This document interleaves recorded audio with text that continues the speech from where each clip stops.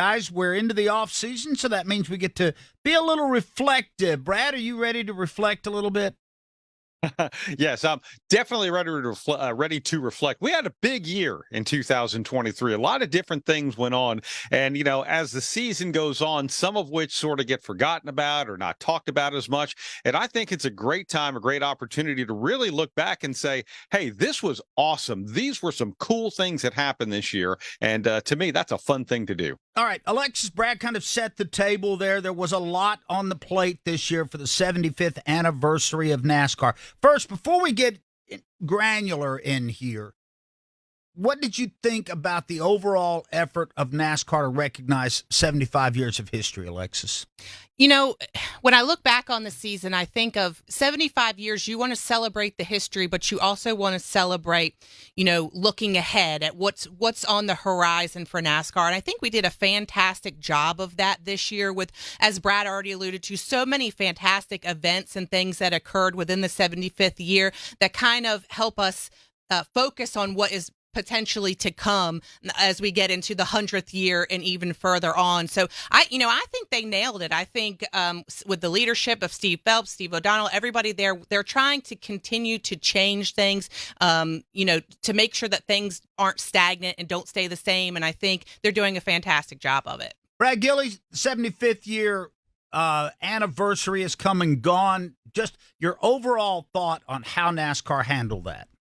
There are a lot of things I really think they did right, and I thought was really cool. Truthfully, I loved the logo, but I also love the fact that they had a couple of life-size versions of that they were shipping around from track to track that race fans were able to take their picture with and do a lot of social media with. And I know they did a lot of things leading up to, say, Darlington with the 75th anniversary and a lot of the other things. It's great that they did not let this one pass by, and it's actually even better that they celebrated it. I thought they did a really good job with it, especially bringing back a lot of the people who helped make that 75-year history and turn NASCAR into what it is today. I had on my notes here, great logo. They logo just nailed was great. it. The diamond logo, exceptional. I even bought some stuff with it. So, well, I mean, good for them that it wasn't like the wood anniversary or, Yeah. Yeah. Is there a wood anniversary? That's funny. There is. Yes, there is. I don't know which way. I think it's very early on. I think it's an early anniversary. That reeks of temporary, by the way. So NASCAR's Chief Operating Officer, Steve O'Donnell, gets a little reflective here on the year. We saw 15 different winners. 10 of the 16 organizations won a race this year. That's incredible. The OEMs have all been represented. All 3 OEMs are in our Final Four. So going back to Steve's point, you got to win, and you got to perform on the racetrack. All of our OEMs know that. 3 of the 4 had to win. The most wins for the season, second most wins for the season, tied for third most wins in the season for our 4 championship contenders. So a lot of quality throughout the year that built up through the championship. So we're really proud of what we've seen on the racetrack and the results that we've seen as well. Brad, I feel like everybody was at the table was able to walk away with a biscuit or two. Yeah, I like the fact that all 3 manufacturers were represented in all 3 series, even though Ford swept all the drivers' championships and Chevrolet swept all the manufacturers' championships. Everyone had a shot at it. And when you start counting other things like race wins and, big moments in the sport as well, all 3 manufacturers actually, like you said, they had some big things happen and they got some big wins along the way. Alexis? Sorry, I was just looking up what wood was. It's year 5. Okay. It's year 5. Year 1 is paper.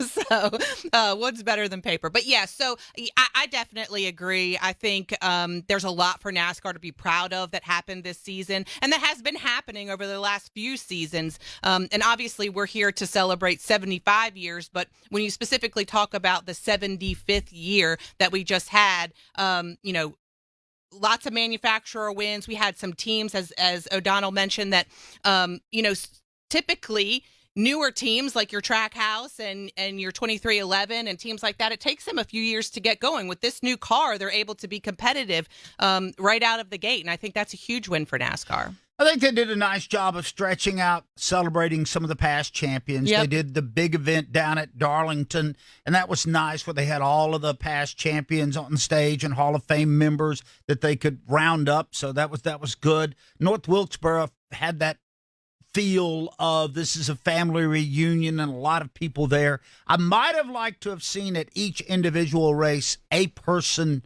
recognized. Here is our person of reflection, or however you want to do it, and isolate and give everybody their individual moment in the sun. But I know the logistics behind that would have been tremendously difficult. And of course, Roger Penske walked away with his second championship in a row in year 75. To the level that we're racing in NASCAR today, I've never seen it before. But, back-to-back shows the strength of our organization. We really weren't that strong in the middle part of the season. But for me personally, that's what we're here for. We love the competition. We love the stress.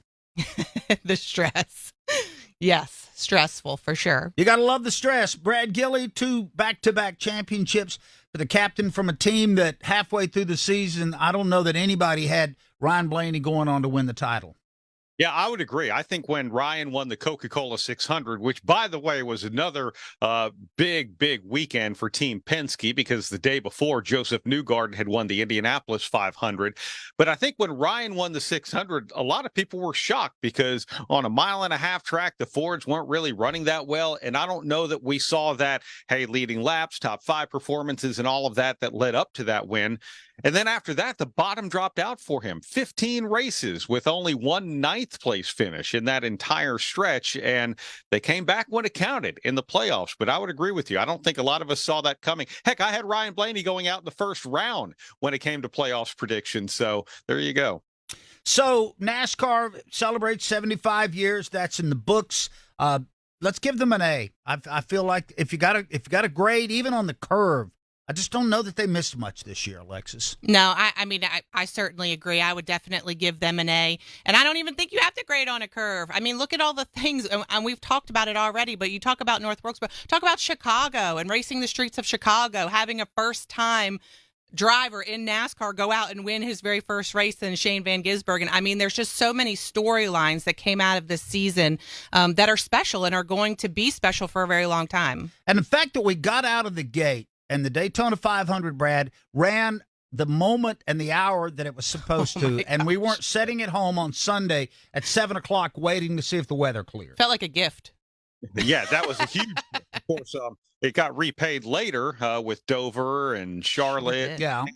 So on. But no, I agree with you. And I thought the Daytona 500, it brought about a great storyline. Ricky Stenhouse Jr. winning that. Here you have this single car team. They already locked themselves into the playoffs with the first race of the year and a big day. But it really was a great start to the season and a great way to kick off the 75th anniversary as well. And I don't think I think we can underestimate that sometimes. I know at our house, we've had a couple of big gatherings of people that want to watch the Daytona 500. Some of them are just casual race fans. And it's such a bring down when you're there and all the chili's eaten and everybody's ready to watch the race. And they say, well, it's going to be an hour and a half to drive the track. Such a bummer. Yeah. I mean, and we have been put in that situation so much, especially with, the biggest race of the season. And Brad's right. This year, if there's one thing that was unfortunate about this year, it was that Mother Nature really didn't, shine down on us as much as we wish that she would have, because we had lots of rain delays. I felt like Speedway Motorsports races for sure had a lot, but you're going to have that in big time auto racing. And I felt like we got through it really well. But you're right. I mean, it's a bummer when you're sitting there waiting for the biggest race of the season and you're like, oh, well, somebody, bring out some more pigs and blankets because we're going to be here for a while. Yeah, or you're kicked over to Monday, Brad, and that, I don't know, that just that to me crushes your soul at the start of the year when you have to wait another day. I would agree, but I will say that those races actually turned out to be pretty exceptional. I thought the Dover weekend had a great storylines with That's Ryan. True. His first race, and then his brother Martin Truex Jr. getting his first win of the season after going winless the year before. Ryan Blaney's Coca-Cola 600 victory. I thought that was an exceptional race. And back to Martin Truex Jr. at New Hampshire. I mean, here's a race that he's been trying to win his entire career and finally gets it done. Even though, we had some delays, it didn't take away from the great storylines that came about as a result of all of it. And it's funny, I think it made us have some firsts, too. I mean, was this the first time that you guys ever started calling an Xfinity race, stopped, called the Coca-Cola 600, and then finished the Xfinity race all in the same day? I mean, my goodness. It was for me. It was, I bet it was for a lot of people, yeah. And it was the first time we'd ever done 900 miles. Yes. In a single day. Yes, but Brad's right. I mean, if you were a fan and you stuck around, you saw some great racing and a great finish to both of those races. Hopefully Mother Nature's a little bit kinder to us next year. We had 3 rainouts this year, but they turned in, as Brad pointed out, really nice races. Just a shame, though, because the biggest crowd they'd had at Dover in a decade, I know. and they didn't get to watch the race at the 600 at Charlotte, sold out. Now, a lot of them came back, but a lot of folks, they got to go back to work. Now that race has been moved, right? Has that been moved a little bit later? Has it been later in the schedule? Maybe a few weeks? Dover, the Dover yes. race. Yeah, So they're hopefully, trying to get them off that wet weather day. yeah, we Let's might talk a little bit more about that. hope it doesn't follow it around.